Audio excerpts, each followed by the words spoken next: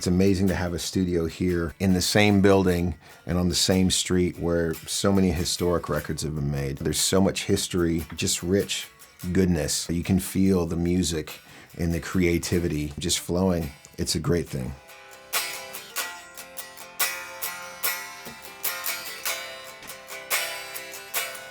I'm Dwayne Larring. Welcome to Nashville, Tennessee and Legendary Music Row.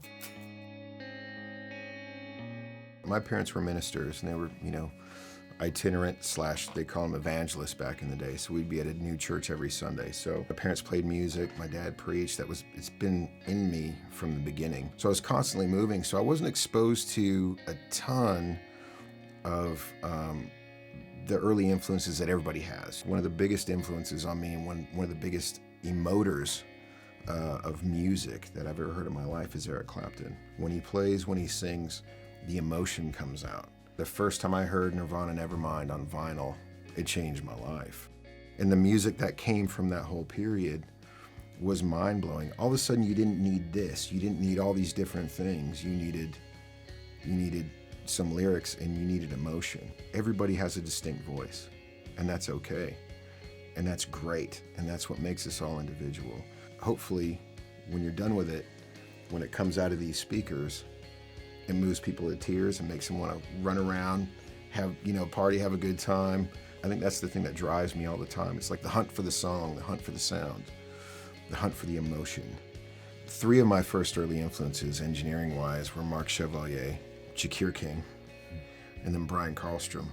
Came at very critical times in my life, and they all had very similar things to say. These guys would always just toe the line. It was always the thing that makes great music is still the same, regardless of the technology. And many other people as well, but those are 3 standout guys who really made an impression on me and helped instill things in me that I use every day and still think about. The gear from back in the early days, it was very primitive, and it was just like you capture the song. Starting with the first time I used a 4-track, I went and bought at a pawn shop. I literally bought a 4-track. I was like, this is what I could afford. I'm like, 17 years old. I want to start recording stuff. And you just hit record and made sure it didn't distort too much, or that actually was kind of cool. And it was like, wow, I can lay another one down, and and you can move these little faders. Now in the middle of that, with technology and everything that we have so much freedom that a lot of times the gear and the just all the digital stuff that we have now, we have infinite options. It's so much that a lot of times the danger is for that to get in the way. You kind of lose focus of the song. So that really is the main through line that hasn't changed in 20 years for me, is it starts with the song and it ends with the song. This is the thing that I'm always struggling with whether it's people I work with or talking to young people coming up and who are so computer savvy. And just because you can doesn't mean you should.